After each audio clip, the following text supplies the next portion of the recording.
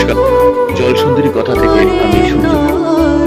আজ আমরা নিয়ে চলেছি পশ্চিমবঙ্গ থেকে আসামে গৌরীপুর, সেখানে আপনাদেরকে নিয়ে যাচ্ছি।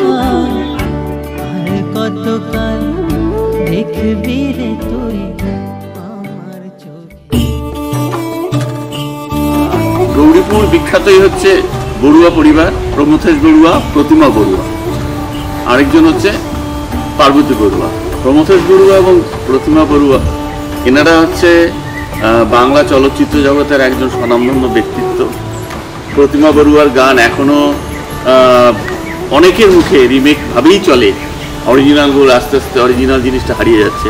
আমি উপস্থিত হয়েছি আপনাদেরকে দেখানোর জন্য প্রমথেশ বড়ুয়ার বাড়িতে। তারই বংশধর যারা আছেন তাদের সাথে কথা বলবো, সেখানে নিয়ে গিয়ে তাদের সাথে কথা বলার চেষ্টা করব। তাদেরকে নিয়ে আমরা আপনাদের কাছে পৌঁছে যাব যে যারা ইতিহাস তৈরি করেছিল তারা এখন কেমন আছে, তাদের পরিবাররা কেমন আছে। চলুন যাই। প্রমথেশ বড়ুয়ার বড় ছেলে অলোকেশ বড়ুয়া, তারই মেয়ে রায় বড়ুয়া, তার কাছ থেকে জেনে নিচ্ছি এই বড়ুয়া পরিবারের। আর এই যে বাড়িটা দেখছেন, এই বাড়িতেই প্রমথেশ বড়ুয়া, প্রতিমা বড়ুয়া তারা জন্মেছেন, তারা বড় হয়েছেন। এটাই হচ্ছে মেন রাজবাড়ি। পার্বতী বড়ুয়ারা যে বাড়িটাতে থাকেন ওটা ওখানে আসলে প্রভাতচন্দ্র বড়ুয়া খুব গান বাজনায় শৌখিন ছিলেন, নিজেও খুব ভালো তবলা বাজাতেন। ওনার তবলার ওপর তবলা তরঙ্গিনী বলে একটি খুব ভালো বইও আছে, সেটা বোধহয় এখন আর পাওয়া যায় না।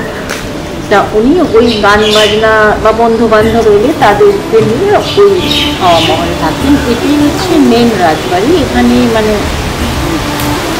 প্রমথেশ বড়ুয়া, প্রকৃতিশ বড়ুয়া, প্রণবেশ বড়ুয়া এরা সব এখানেই, নীলিমা সুন্দরী, নিহার পালা এরা সব এখান থেকে বড় হয়েছে। যখন ওনাদের মা মারা যান, প্রমথেশ বড়ুয়ার মা, আমাদের ছবি তো এই মুহূর্তে আমার কাছে নেই, তখন ওই 3 ভাই যে মায়ের কাজের জন্য এই আম গাছটার নিচে, তখনও সেই আম গাছটা ছিল। আর এই আম গাছটা বহু পুরনো, আমাদের আত্মীয় বলতে পারেন এই আম গাছটাকে। আমরা সবাই খুব ভালোবাসি এটাকে। এই জন্য অ্যাকচুয়ালি এইটাই হচ্ছে ঘটনা যে আমরা নেক্সট জেনারেশন, আমরা মোবাইল, ইউটিউব, বিভিন্ন রকম ভিডিও করি, দেখাই, আনন্দ পাই, পয়সা কামানোর একটা বিরাট বড় জায়গা। কিন্তু এসব করতে করতে আমরা কিন্তু ভুলে যাচ্ছি আমরা কোথায় ছিলাম, কীরকম জায়গায় ছিলাম তাদেরকে।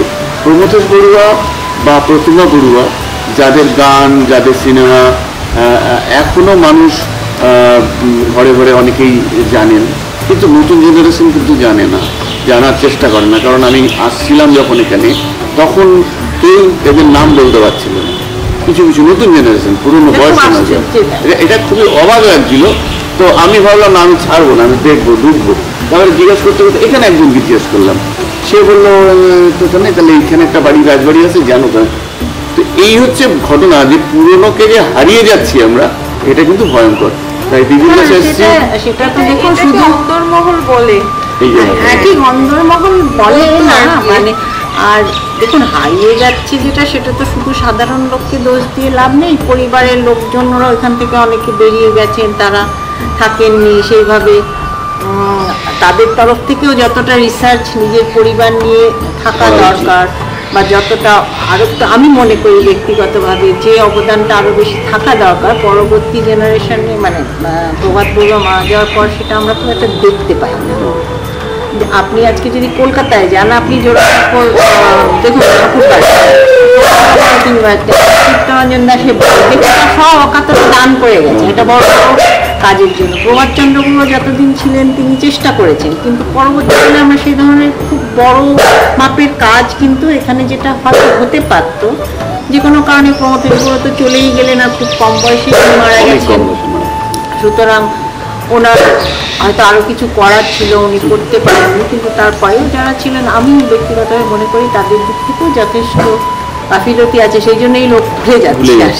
এদিকে এই দিক দিয়ে কিন্তু পশ্চিমবঙ্গে একটা ব্যাপার আছে, যেরকম আমি পশ্চিমবঙ্গে আপনাকে বলি, পশ্চিমবঙ্গ সরকার রবীন্দ্রনাথ ঠাকুর থেকে শুরু করে অনেক বাড়িগুলোকে অধিগ্রহণ করছে, করে তার ইতিহাসকে জাগিয়ে তোলার চেষ্টা করছে। ব্যাপার আছে এখানে। আসামের খুব ইন্টারেস্টিং ব্যাপার হচ্ছে, যে যেহেতু প্রমথেশ বড়ুয়া বাংলায় ছবি করেছেন, অসমীয়াতে কোনো ছবি করেননি, আমি ব্যক্তিগত আমার একান্তই ব্যক্তিগত মানে অভিমত, প্রমথেশ বড়ুয়ার প্রাপ্য সম্মান বা সমাদর কিন্তু আসাম তাকে দিতে পারেনি।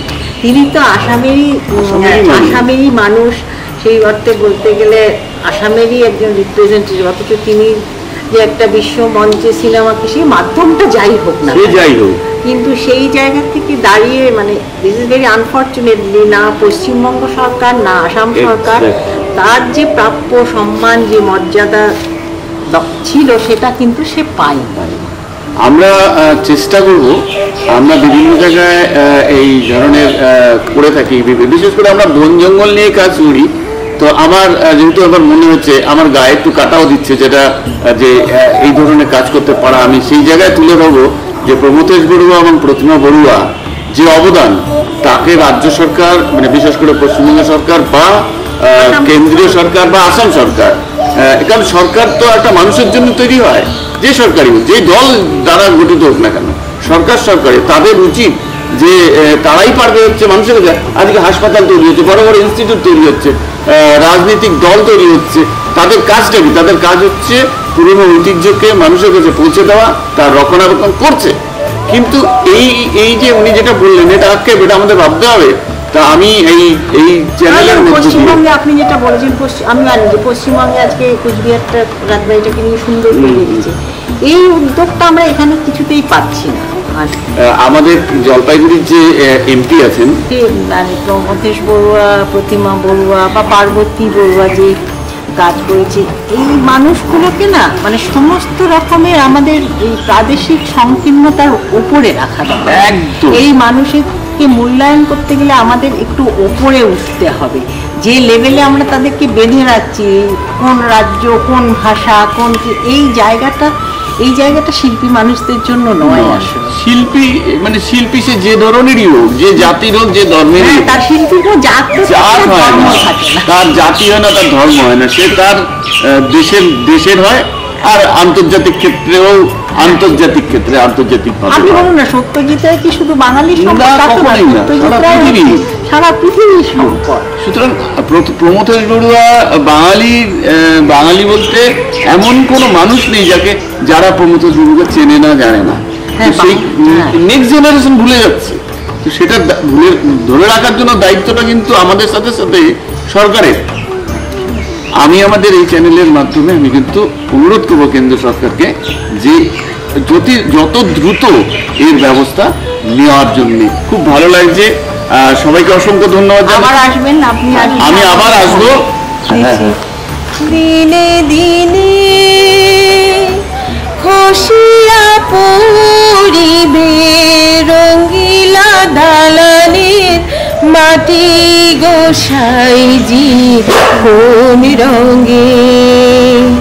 দিনে দিনে খসিয়া পড়িবে রঙ্গিলা দালানের মাটি গোসাইজি কোন রঙে। বাঁধিছেন ঘর মিশা দ্বন্দ্ব বাঁধি গোসাইজি কোন রঙে। দিনে দিনে খসিয়া পড়িবে রঙ্গিলা দালানের মাটি গোসাইজি কোন রঙে। দিনে দিনে খসিয়া পড়িবে রঙ্গিলা দালানের মাটি গোসাইজি কোন রঙে। বাঁধিছেন ঘর মিশা দ্বন্দ্ব বাঁধি গোসাইজি কোন রঙে। দিনে দিনে মানে আমাদের ফ্যামিলি অরিজিনালি শাক্ত ছিল, কিন্তু মানে প্রভাতচন্দ্র বড়ুয়া বিয়ে করেছিল বৈষ্ণব ফ্যামিলিতে। তো তিনি মানে বৈষ্ণব সম্প্রদায় ছিলেন। প্রথমেই মহামায়া মন্দির ছিল, তারপর ওনাকে বিয়ে করার পর এই মদন মোহন মন্দিরটা করা হয়। এখানে কৃষ্ণের কুঞ্জ বিহারী, মানে কৃষ্ণের দুজনের শক্তি এবং মানে ভক্তি, ভালোবাসা, প্রেম পাশাপাশি। জয়সুন্দরীর কথা থেকে সূর্যবাবু এসেছিলেন আমাদের গৌরীপুরে। তিনি পার্বতী বড়ুয়ার একজন ফ্যান বলা যেতে পারে, কারণ পার্বতী বড়ুয়া হাতে নিয়ে প্রচুর কাজ করেছেন। উনি সম্পর্কে আমার পিসি হন, আর উনি আমাদের বাড়িতে রাজবাড়িতে এসেছিলেন। ওনার সাথে এবং আপনার সাথে আলাপ করে আমাদের খুব ভালো লাগলো। আশা করি ভবিষ্যতে আমাদের যোগাযোগ থাকবে এবং আমি আপনার চ্যানেলের আরও উন্নতি, আরও এগিয়ে যাওয়া এই কামনাই করি। ভালো থাকবেন, ভালো কাজ চালিয়ে যাবেন। ধন্যবাদ।